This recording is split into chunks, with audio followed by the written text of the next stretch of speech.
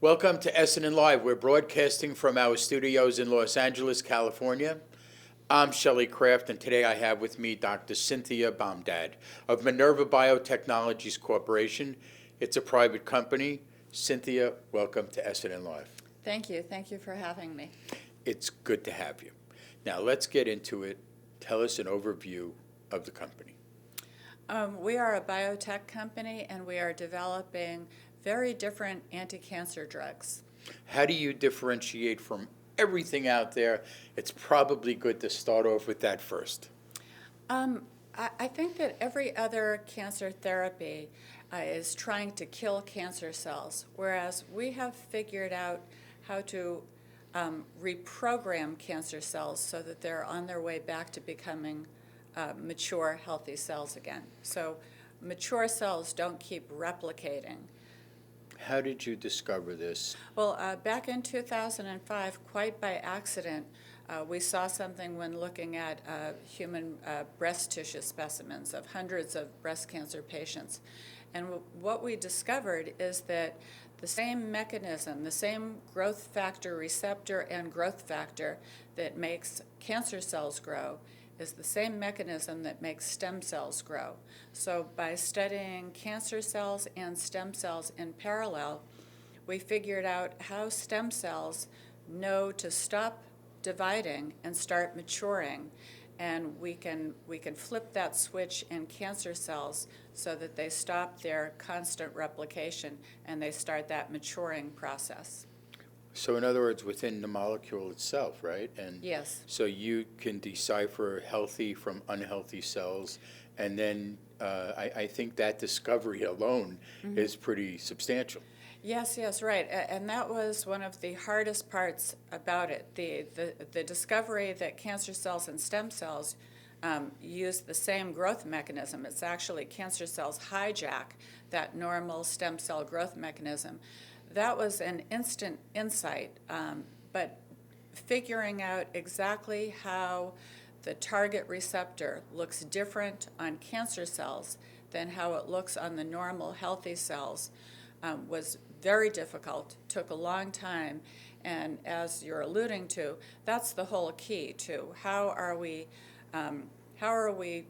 fixing the cancer cells without harming your normal healthy cells. Do you have a terminology of what you call these cells and what you discovered? Right. So our target molecule is called Mach1. It's been known to look different on cancer cells than how it looks on healthy cells for about 30 years, but no one could figure out exactly how it worked. The question was, is this an artifact of cancer or a cause of cancer? What we discovered is that the full-length molecule does nothing. It's in the off state.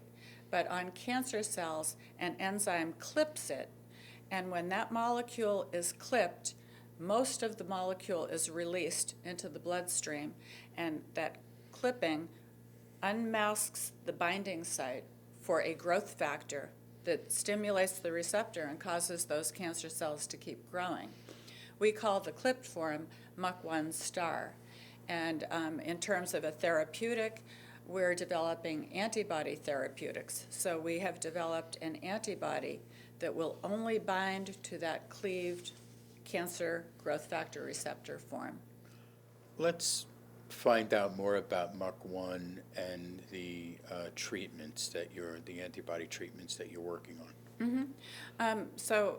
Again, the main thing is figuring out how it looks on cancer cells so that you don't hurt your healthy cells. And what we discovered is that these cancer cells are hijacking a normal stem cell growth mechanism. So one of the very fine points is even the clipped form, Mach1 star, looks different on cancer cells than how it looks on your stem cells. So we have an antibody that's highly, highly specific for the cancer cells. And where we're going with that is we've demonstrated that it works in a dish, works in vitro. We've demonstrated that this stops cancer growth in animals. We have done something called humanizing the antibodies so that people being treated will not get an immune reaction to it. And our next step is to show safety in non-human primates. And then we intend to go into an immunotherapy system, a CAR-T type system. How do you change the world of current treatment from chemotherapy? Well, chemotherapy is basically you try to kill cells, and the art form is kill more cancer cells than your healthy cells. Kill the cancer before you kill the patients. And our discoveries put us in a whole new pathway for treating, and we intend to cure cancer by flipping that stem cell switch that tells the cells to mature. It's more of a reprogramming cancer cells. That's very, very different from what anyone has done. Cynthia, you just used the word cure. Yes. I have to ask you, please be more explicit. I think that cancer is a curable disease. It's like many diseases that people thought there was no cure. We don't think of it as a chronic disease. We think of it as curable, and we're all well on the way to figuring out how it works and then how to cure it. Now, in terms of the company moving forward, you said also that you're treating bad cells, harmful cells, and you're not harming good cells. So, if that's the case, there's a tumor in the body. Mm-hmm. You're treating it. According to you, your cure stops the growth of that tumor. Yes. What happens to the tumor that's still in the body? Well, normally cancer patients undergo a surgery to remove the tumor, and that's one part of it. The other thing is that cells die a natural death. Mature cells don't hang around forever, and they don't keep self-replicating. And so even without surgery, this would become something that would take care of itself. It would not be a problem. In terms of the cells that would be a problem that we haven't talked about yet are metastatic cells.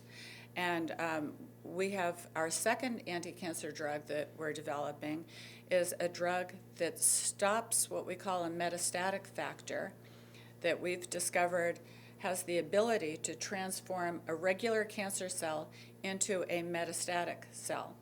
So this sounds, fantastic. We are the first to add a single molecule to cancer cells and transform that into metastatic cancer cells. And how do we know they're metastatic? The gold standard is thought to be if you can transplant a very small number of these cells into an animal and generate a tumor, then it's metastatic, where the small number is about 200 cells compared to the usual 4 to 6 million that are required. We can show that we can transplant 50 of these cells instead of the usual 4 to 6 million and get a tumor. Then beyond that, researchers have not been able to make an animal like a mouse get metastatic cancer the same way that a person would. We showed that we can just by injecting the mouse with this metastatic factor, and then the mouse metastasizes the way a person would. So for our second drug, rather than shooting in the dark at a target that we can't see, we can actually make this happen in a dish and then study the various approaches to stop that metastatic cancer cell and to stop that transformation, because it's the metastatic cancer cells that will hang around for 5-6 years and then come back and kill you. It sounds like you're going after cancer, obviously, in a completely different method. Is there any cancer that, in particular, this would work better than any other? Well, we know that, and it's reported that this Mach1 and Mach1 star is operative in over 98% of all breast cancers. High percentages of all cancers, over 90% of prostate cancers, over 90% of lung cancer. So this is really the silver bullet target for solid tumor cancers, which again puts us in a great position for the immunotherapy because so far these CAR-T companies, and they're doing great, there are only a few, but they have only really been successful against blood cancers, which are only 7% of all cancers. So what we offer is we have a real defined target that is on most solid tumor cancers. You know, I always say that, you know, one day we'll all be patients. So a lot of our viewers and audience and investor audience would like to know, so what's the next steps for the company from clinical trials, obviously proof of study, white papers. I won't even get into your website yet because I still want more information. Yes. But let's get into the trial factors so that my follow-up question would be, you know, when will this be available to the public? Yes. Well, we've for sure demonstrated proof of concept, and we have shown that we can stop cancer growth in a dish. We can stop cancer growth in animals, in mice. We showed great results with breast cancers in mice, human breast cancers in mice, hormone refractory prostate cancer, which is the hardest kind of prostate cancer to treat, completely inhibited that. And in a dish, we've done just about every cancer that there is, stopped the growth of that. So our next step is within 6 to 9 months, we will have done safety trials in non-human primates. From there, we expect to get approval to test in humans from the FDA within about 18 to 24 months, and then we can test in humans. That sounds fast-track-ish. Well, no drug has ever been in clinical trials against our target, Mach1 star. There have been drugs and vaccines in trials against the part that it's clipped and shed and really isn't there on cancer cells anymore, and they have obviously failed. So we not only satisfy the criteria for fast track, but a new designation called breakthrough, which is even faster FDA approval. And that's because no drug has ever been in trials for this growth factor receptor form of Mach1. Let me just touch on the financial, you know, how do you get to that point? So is your goal to partner with large pharma?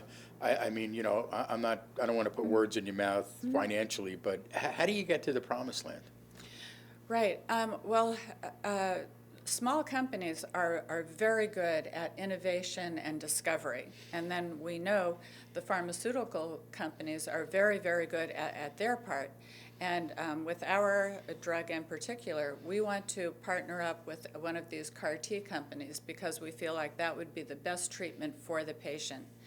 And they have, some of these immunotherapy companies have really perfected the whole issue of taking a cell from a cancer patient, re-engineering it so that it presents the antibody drug that we're developing to go after this. So we think that partnering is a very good play, not only for us, but to get this into patients as soon as possible. Cynthia, let's talk about where did this science really come from? It was all developed at Minerva. We have a really good collection of scientists.